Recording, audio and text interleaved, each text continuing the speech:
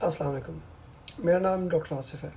आज जो लेक्चर मैं आपको पढ़ा रहा हूँ, वो एक ऐसी बीमारी है जिसकी वजह से फेफड़ों में पानी बढ़ जाता है। मेडिकल टर्म प्लूरल एफ्यूजन है।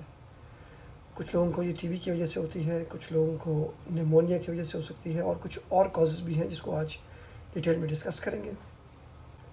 इसका क्या ट्रीटमेंट है और डायग्नोसिस कैसे करते हैं, ये भी डिटेल में डिस्कस करेंगे।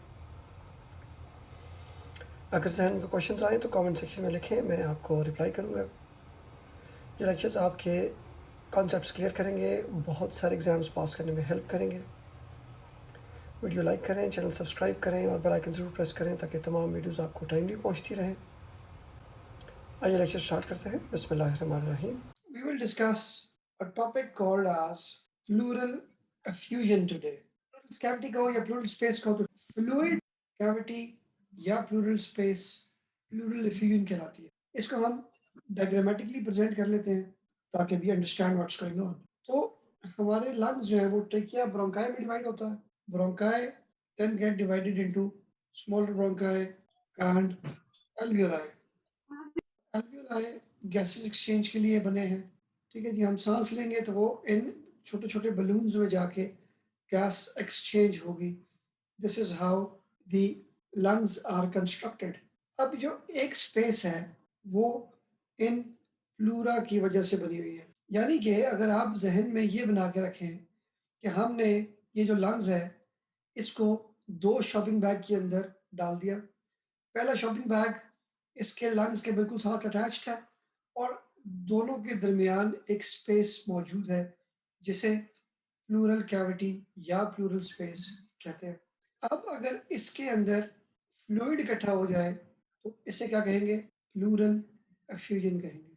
बहुत कम अमाउंट में होता है, 10 ml तक, 10-15 ml तक थोड़ा बहुत फ्लूइड मौजूद होता है, जो कि इसलिए होता है कि जब हम सांस लेंगे अंदर और बाहर तो आपस में फ्रिक्शन ना हो।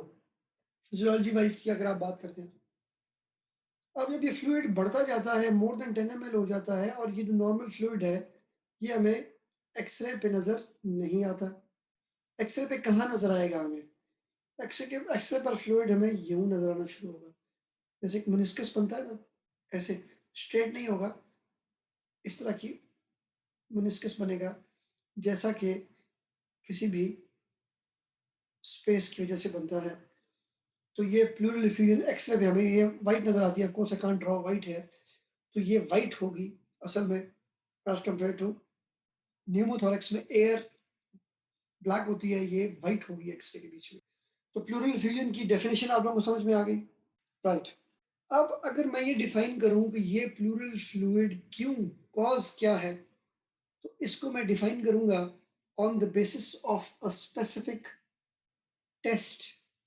हम प्लूरल फ्लूइड का कुछ चीज़ों का एनालिसिस कर सकते हैं। What do I mean by analysis? Analysis का मतलब है कि इसके अंदर हम प्रोटीन्स लेवल चेक कर सकते हैं, एलडीएच लेवल चेक कर सकते हैं। उससे क्या फ़ायदा होगा? हमें ये पता चलेगा कि क्या ये ट्रांसुडेटिव है या एक्सुडेटिव है। ये मैं यहीं डिफाइन कर देता हूँ ताकि आपके लिए आसान हो जाए। बात दोबारा से कुछ फिजियोलॉजी में जाएगी, इसलिए फिजियोलॉजी पहले डिस्कस कर लेते हैं। वेसल की लाइनिंग को, वेसल की एपिथेलियम को क्या कहते हैं? What do you called epithelium of a vessel? Endothelium कहते हैं, क्योंकि वो वेसल की लाइनिंग है। अब वेसल के अंदर क्या है? ब्लड है और प्लाज्मा की सूरत में फ्लूइड है। और क्या चीज़ है? प्रोटीन है। अब मैं ये आपको डिस्क्राइब कर देता हूँ आसानी के लिए। ये जो फ्लूइड पोर्शन है, इसकी वजह से एक खास किस्म का प्रेशर है जिसे P for pressure, C for capillary कहते हैं।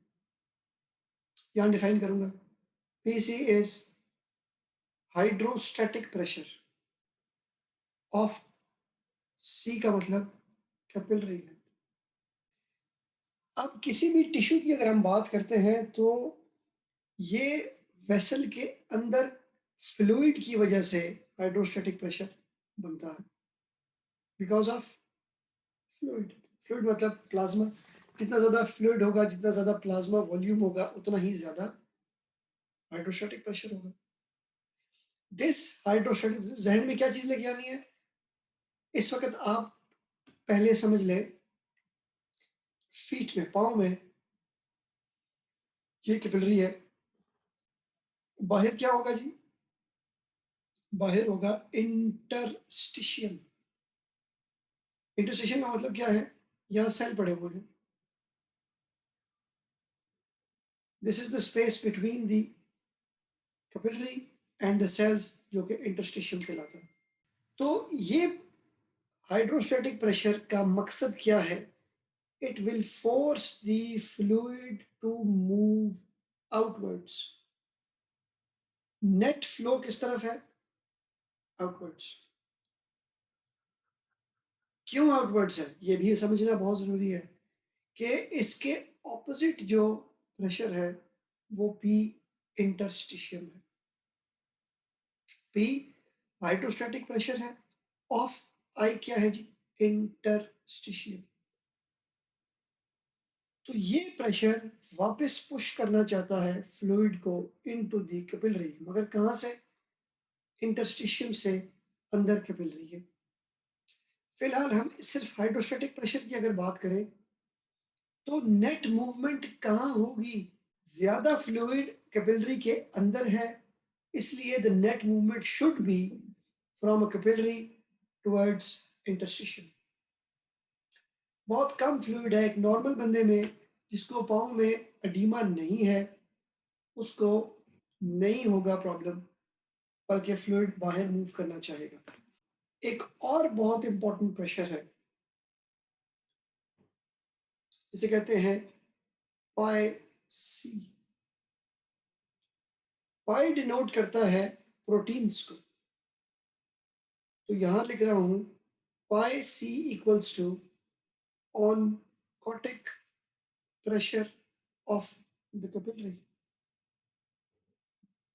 ऑनकोटिक का मतलब है प्रोटीन्स या एल्ब्यूमिन मेनली। तो ये जो पाई है ये बताता है कि प्रोटीन्स कितनी सारी हैं वेसल के अंदर। नॉर्मली ज्यादा कैपिलरीज के अंदर होती हैं एज कंपेयर टू बाहर। तो जहां प्रोटीन्स जहां ज्यादा होंगी, फ्लूइड की मूवमेंट उस तरफ ज्यादा होगी। अपनी तरफ प्रोटीन्स अपनी तरफ वाटर को खींच रही हैं, इसका मतलब है जो थोड़ा बहुत फ्लूइड यहाँ मौजूद है वो अंदर कैपिलरी की तरफ चला जाए। और इसके बिल्कुल ऑपोजिट होगा पाई आई। पाई आई का मतलब क्या होगा? Oncotic pressure of interstitium. अब चार फोर्सेस आ गई। दो फोर्सेस हैं जो कि फ्लूइड को बाहर मूव करना चाहती हैं। कौन सी दो फोर्सेस बाहर मूव कर रही हैं? पी सी बाहर मूव कर रही है, और पाई और ऑन करते इंटरस्टिशियम का। They want to move the fluid outwards. और पी इंटरस्टिशियम और पाई कैपिलरी इनवर्ड, ये फोर्सेस हैं जो कि फ्लूइड की मूवमेंट को कैपिलरी से बाहर या अंदर की तरफ मूव करने पे depending on number of factors. अब अल्टीमेटली क्या होगा, फ्लूइड कहाँ मूव करेगा, ये डिपेंड करता है बहुत सारी चीजों पे। वो कौन सी चीजें हैं? हाइड्रोस्टैटिक प्रेशर कैसा है, ऑनकोटिक प्रेशर कैसा है। मेन ये फोर्सेस हैं, ये मेन फोर्सेस हैं। इंटरस्टिशियम की फोर्सेस बहुत स्ट्रॉन्ग, बहुत इंपॉर्टेंट, बहुत पावरफुल नहीं है। अब फिजियोलॉजी ही की बात करते हुए, कैन एनीवन टेल मी कि कौन सी कंडीशन है जिसमें इंटरस्टिशियम का हाइड्रोस्टैटिक प्रेशर ज्यादा हो जाए? जब भी हाइड्रोस्टैटिक प्रेशर ज्यादा हो जाए या अनकोटिक प्रेशर कम हो जाए, तो यहाँ पर फ्लूइड इकट्ठा हो जाएगा, जिसे हम अडीमा बोलेंगे। तो वो यहाँ पर इकट्ठा हो गया ज्यादा, असल में है ना वो cells. PC will be high जब हाई फ्लूइड होगा हाई वॉल्यूम ऑफ फ्लूइड होगा, जैसा कि हार्ट फेलियर में हो जाए, आईवी फ्लूइड्स बहुत ज़्यादा दे दिए गए हों। पाए कैपिलरी कम होगा जब सिरोसिस ऑफ लिवर हो जाए, यानी कि प्रोटीन्स बन ही नहीं रही। जब नेफ्रोटिक सिंड्रोम हो जाए, यानी कि प्रोटीन्स यूरिन में लूज हो रही है। Decreased protein synthesis. अब हम वापस आएंगे लंग्स में प्लूरल एफ्यूजन की तरफ, इसी चीज की बेस पे कि what happens to the capillary अगर प्रॉब्लम हाइड्रोस्टैटिक बता दिया या ऑनकोटिक फोर्सेस में आए, तो इसकी वजह से जो प्लूरल एफ्यूजन होगी, यानी कि अब जो कैपिलरीज है वो कहाँ है, वो प्लूरा के इर्द गिर्द है, जिसकी वजह से हाइड्रोस्टैटिक प्रेशर ज़्यादा हो गया है या अनकोटिक प्रेशर कम हो गया है, जिसकी वजह से एफ्यूजन हो गई है, तो हम इसे कहेंगे ट्रांसुडेटिव है। पैथोलॉजी क्या है, इधर हाइड्रोस्टैटिक और ऑनकोटिक इम्बैलेंस हो गया है। तो ट्रांसुडेटिव तो हमने इसको कह दिया, ये हमने एक definition they the. What is the second possibility, अगर कैपिलरीज की परमिएबिलिटी बढ़ जाए तो उस कैपिलरी के अक्रॉस फ्लूइड मूव कर जाएगा। ये होता है ड्यूरिंग इन्फ्लेमेशन और उसे कहते हैं exudative pleural effusion. Capillary permeability का क्या मतलब हुआ कि हमारी कैपिलरीज जो थी प्लूरा की, उनमें डिस्टेंस बढ़ गया है, गैप बढ़ गया है, जिसने अलाउ किया है फ्लूइड को मूव करने से। इसमें हाइड्रोस्टैटिक ऑनकोटिक प्रेशर का कोई रोल नहीं है, जिस वजह से the fluid will move out causing pleural effusion. अब हमने ये पैथोफिजियोलॉजी तो मैंने आपको समझा दी है। अब हम इसको मेजर कैसे करेंगे, मेजर करने को कहते हैं लाइट्स क्राइटेरिया। क्योंकि जब हमें ये पता चल जाएगा कि फ्यूजन एक्सुडेटिव है या ट्रांसुडेटिव है, तो this depends on lights criteria. वो क्या है, प्लूरल फ्लूइड की protein ratio serum protein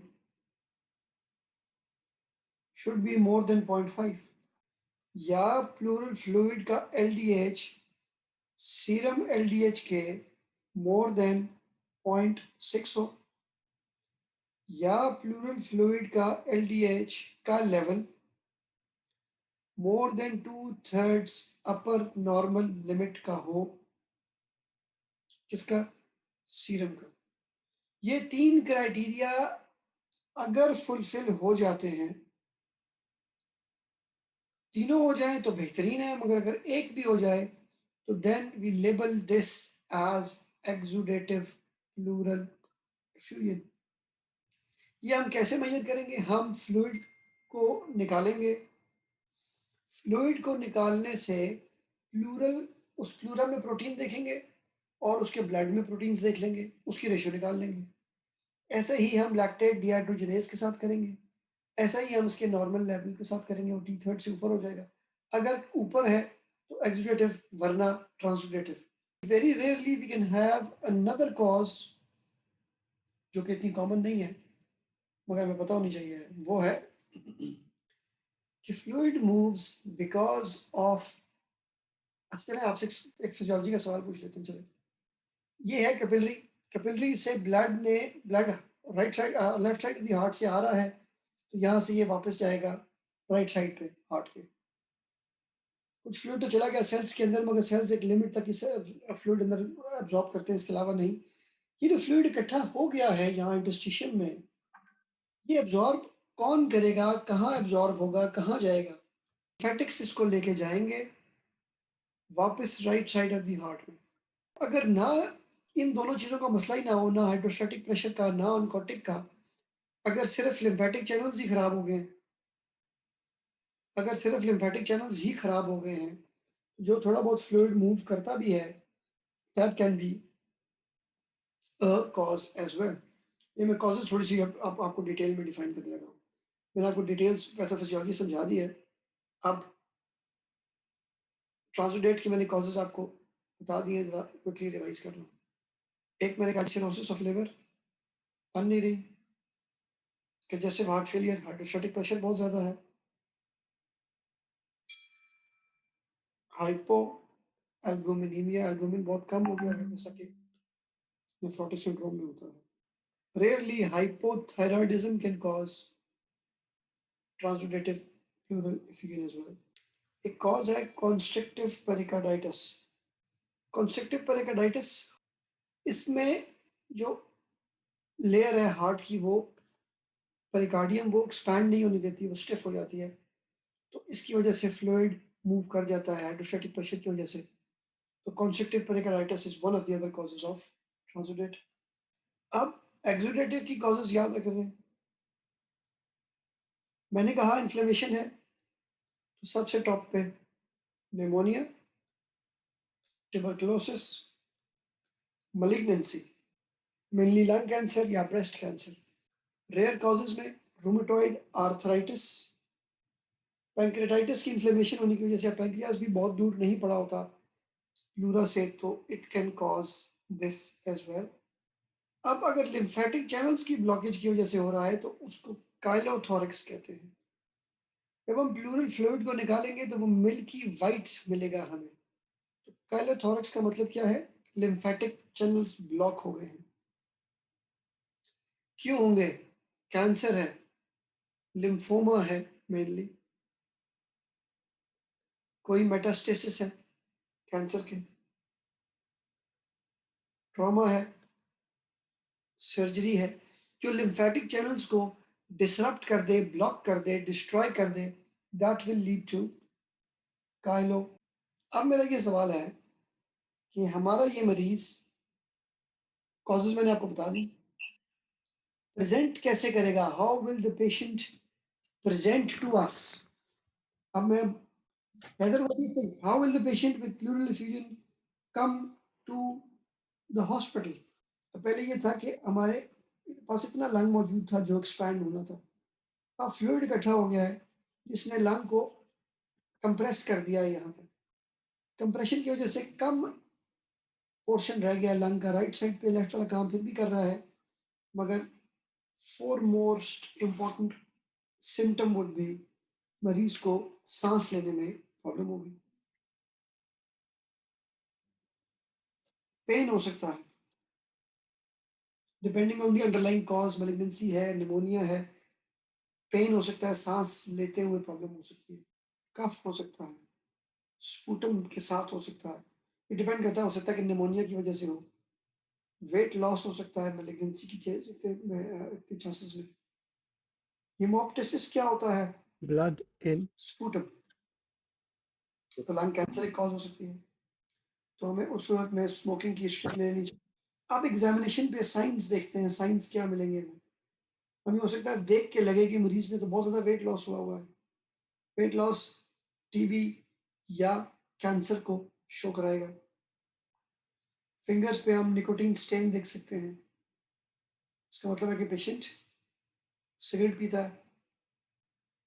normally हमारे नाखून में और पीछे फिंगर में एक एंगल होता है जो कि लॉस हो जाता है क्लबिंग में।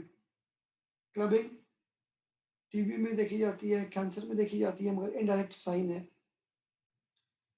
रिड्यूस्ड मूवमेंट्स होंगी हमारे इस मरीज में, किस तरफ मूवमेंट कम होगी अगर हम देखेंगे तो राइट साइड पे जिस तरफ फ्यूजन है,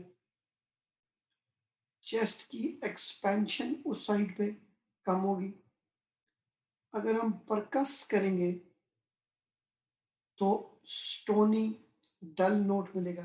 ये फिंगर रखें फिंगर के ऊपर, you put a finger there and you use the other finger to tap on it, तो हमें ऐसा महसूस आवाज़ आ जाती है कि डलनेस है या नहीं है। और स्टेप्स रखेंगे तो हमें ब्रेथ साउंड्स कम मिलेंगे। क्या इन्वेस्टिगेशंस कराएं तो द टॉप पे तो मेरे ख्याल से एक्सरे आएगा, इसका जिक्र हम कर चुके हैं।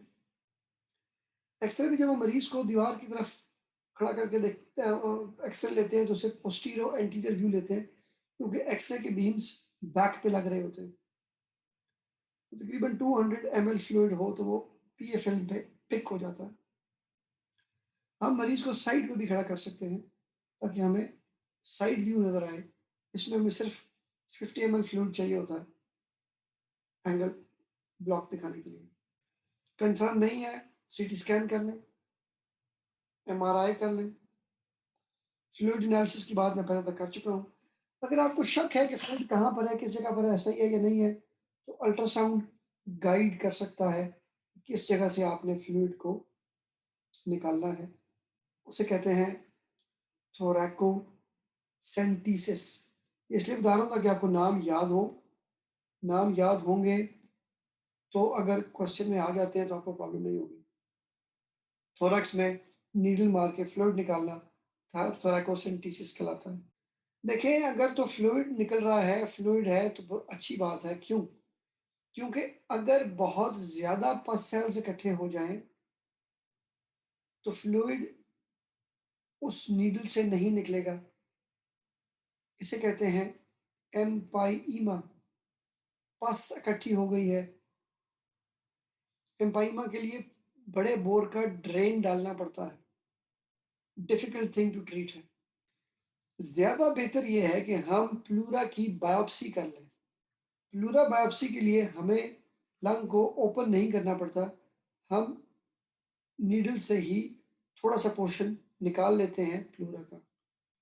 ये डायग्नोसिस के लिए बहुत बेनिफिशियल है, ख़ास तौर पे ट्यूबरकुलोसिस के लिए, कैंसर के लिए। मीजोथीलियोमा ये ख़ास किस्म का प्लूरा ही का कैंसर है। नहीं ठीक हो रहा, नहीं हमें पता चल रहा, तो हम ब्रोंकोस्कोपी कर सकते हैं। What is bronchoscopy? हम एक स्कोप लेके जा सकते हैं जो लंग्स को अंदर से देख सकता है। अगर हमें कोई लंग्स के अंदर बीमारी लगती है, प्लूरा तक नहीं जाएगा। अगर हमने प्लूरा को देखना है तो फिर हम थोरैकोस्कोपी कर सकते हैं। थोरैकोस्कोपी क्या चीज़ है? हम बाहर से एक बड़ी नीडल डाल के उसके आगे कैमरा लगा होगा, तो हम उसको प्लूरा में जा डाल सकते हैं, लंग्स वाली प्लूरा में डाल के देख सकते हैं। एक्सरे में फ्लूइड, हम जब एक्सरे देखते हैं ना, वो हमें एक्सरे ऐसा मिलता है जो हमें पीए व्यू हो। अब फर्ज करो कि हमने मरीज को कहा कि आपने उस तरफ देखना है, बैक हमारी तरफ है, और हमने एक्सरे ले लिया। अब इसके बजाय अगर हम मरीज को कहें कि आप इस तरफ खड़े हो, यानी कि ऑन टू वन साइड खड़े हो, तो हम मरीज को एक साइड से उसके लंग्स को देखेंगे। एक लंग हमें यहाँ नजर आ रहा है, दूसरा लंग इसके बिल्कुल पीछे है। तो लैटरल व्यू पे प्लूरल फ्लूइड को व्यू को पिक करना आसान है as compare to PA view. PA view में हो सकता है कि हमें बहुत ज्यादा फ्लूइड नजर ना आए क्योंकि वो नीचे डायफ्राम की तरफ छुप जाता है। लैटरल में ऐसा नहीं होता। कुछ इंपॉर्टेंट चीजें हैं।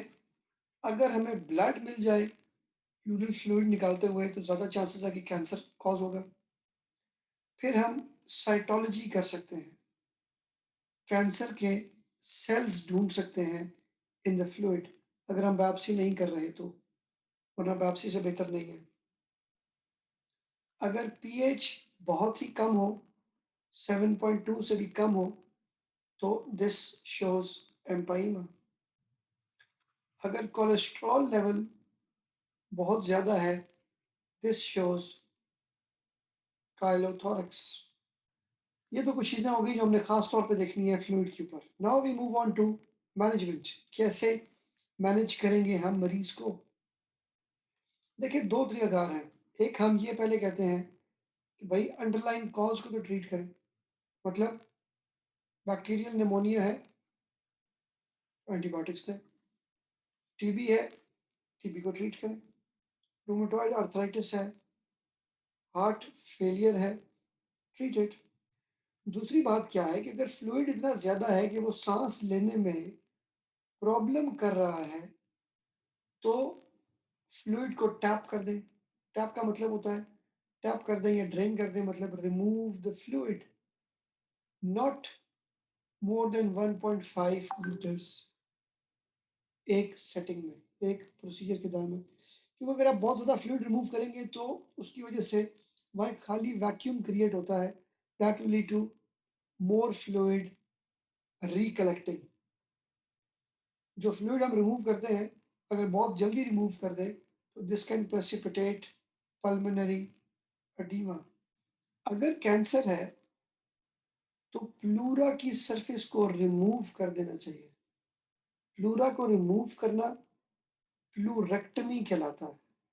कैंसर हो या मरीज को रेकरेंट प्लूरल एफ्यूजन्स हो रही हो, तो प्लूरा को रिमूव किया जा सकता है या दोनों लेयर्स को आपस में जोड़ दिया जाता है, जैसे प्लूरोडिसिस कहते हैं। फाइब्रोटिक एजेंट डाला जाता है, जिसे टैल्क कहते हैं। वो फाइब्रोसिस करता है दोनों के बीच में, ना स्पेस रहेगी ना फ्लूइड इकट्ठा होगा, इसलिए हम प्लूरोडिसिस कर सकते हैं। Any questions please? No question. Pleura की मलिग्नेंसी को मीजोथेलियोमा कहते हैं। मेसोथेलियम प्लूरा की लाइनिंग को मीजोथेलियल सेल्स कहते हैं, और इसी का अगर कैंसर हो जाए तो उसे मीजोथेलियोमा कहते हैं। मीजोथेलियम इसके अलावा बता दूं कि पेरिटोनियम में भी देखी जाती है, और पेरिकार्डियम की भी लेयर्स को मीजोथेलियल सेल्स ही कहा जाता है। मलिग्नेंसी रेयर है, कॉमन नहीं है। मोर देन 75 ईयर्स के लोगों में देखी जाती है, एल्डरली लोगों में। ज्यादातर किन लोगों में देखी जाती है? एस्बेस्टॉस का एक्सपोजर जिन लोगों को ज्यादा हो, शिपिंग मटेरियल्स में, और ये जो आर्टिफिशियल सीलिंग करते हैं, इनमें एस्बेस्टॉस का एक्सपोजर ज्यादा होता है। और भी काफी सारी जगहों पे है, मगर मेनली ये है। एक चीज होती है, उसे कहते हैं लेटेंट पीरियड। ये मैंने समझाना है आपको। एक बंदा है जो एस्बेस्टॉस की फैक्ट्री में, इंडस्ट्री में काम करता है, तो लेटेंट पीरियड इसका 50 ईयर्स है, यानी कि उसने 50 साल पहले कहीं एक्सपोज हुआ था, तो हो सकता है कि उसको सिम्टम्स 50 साल के बाद आए। बड़ी इंपॉर्टेंट बात है। अब इस लॉस क्या कर रहा है, पहले मैं सिम्टम्स बताता हूँ। मरीज कहता है डॉक्टर साहब मुझे शॉर्टनेस ऑफ ब्रेथ स्टार्ट हो गई है, चेस्ट पेन है, वेट लॉस भी है। किसी भी कैंसर में, ट्यूबरकुलोसिस में, लॉन्ग स्टैंडिंग बीमारी में चीज़ें आ सकती हैं। मगर क्या चीज़ सिग्निफिकेंट है जो ऑन टॉप होगी? प्लूरल एफ्यूजन हो जाना और प्लूरा थिक हो जाना। जब मैं प्लूरल थिकनिंग की बात करता हूँ, तो एक्सरे पे प्लूरल थिकनिंग मिल सकती है, उसे तक पूरा प्लूरा थिक हो जाए, अगर कुछ पोर्शंस थिक हो जाए। थिकनिंग पे हमें डाउट हो जाएगा कि this might be asbestosis. Chest pain भी है, फिर हम उससे एक्सपोजर का पूछेंगे। बाकी कुछ चीज़ें जो हर कैंसर में होती हैं, fatigue, weight loss, fever, night sweats, तो ये चीज़ें कॉमनली देखी जाएंगी। मैंने आपसे कहा था कि फिंगर क्लबिंग कैंसर्स में होती है, तो इसमें भी फिंगर क्लबिंग मिल सकती है। क्या एसाइटिस हो सकती है? क्या पेरिकार्डियल एफिजन हो सकती है? तो लोकल एक्सटेंशन की वजह से it is a possibility. Metastasis common नहीं है। Lymph nodes, liver, bone, GIT वगैरह में it can go once it is metastasized. क्या इन्वेस्टिगेशंस करेंगे? मैंने आपको बता दिया, एक्सरे और सीटी स्कैन इंपॉर्टेंट है। थिकनिंग हो जाएगी। रेयरली मास मिल सकता है। MRI ज़्यादा स्पेसिफिक है। एक स्कैन है, उसे कहते हैं पेट स्कैन, ये भी समझ लो। Positron emission tomography, PET scan, ये क्या है? पेट स्कैन क्या करता है? पेट स्कैन में खास किस्म की रेडियो लेबल्ड चीज़ डाल के इसके बाद उसको स्कैन किया जाता है। तो जहाँ जहाँ ट्यूमर होगा वो एरिया कलर्ड नजर आना शुरू हो जाएगा, लाइट नजर आना शुरू हो जाएगी उस स्कैन के अंदर। तो हमें पता चल जाएगा कि कहाँ कहाँ पे स्प्रेड है इस ट्यूमर का। पेट स्कैन अक्सर ट्यूमर के स्प्रेड को देखने के लिए कराया जाता है। हम अभी जिक्र कर चुके हैं कि फ्लूइड की एग्जामिनेशन हम कर सकते हैं, हमें इसमें ब्लड मिल सकता है, हम इसमें सेल्स देख सकते हैं कि मैलिग्नेंट सेल्स है कि नहीं है। मगर बेस्ट क्या होगा? ऑफ कोर्स प्लूरल बायोप्सी होगी, जिसे आप अल्ट्रासाउंड या सीटी स्कैन से गाइड करके उस एग्जैक्ट जगह पर लेंगे। नहीं कर सकते तो थ्रैकोस्कोपी कर लें, यानी कि वाइडर होल से खुद देख के बायोप्सी ले लें। स्टेजिंग कर लेते हैं, स्टेज 1 और उसका भी आगे सब फॉर्म स्टेज 1A है, वो इप्सिलैटरल प्लूरा पे है। सो लेट्स डिफाइन इप्सिलैटरल, कि अगर यहाँ ट्यूमर हुई है स्टार्ट तो सिर्फ उसी तरफ रहा है, प्लूरा के दूसरी तरफ नहीं गया। 1B इप्सिलैटरल है प्लस विसरल प्लूरा भी है। विसरल, और ये भी क्लियर कर दूं क्योंकि मैंने बाहर बना दिया है तो इसलिए मुझे क्लियरिफाई करना पड़ेगा। So visceral pleura is outside, sorry inside, ठीक है। बाहर पैराइटल है, अंदर की तरफ विसरल है।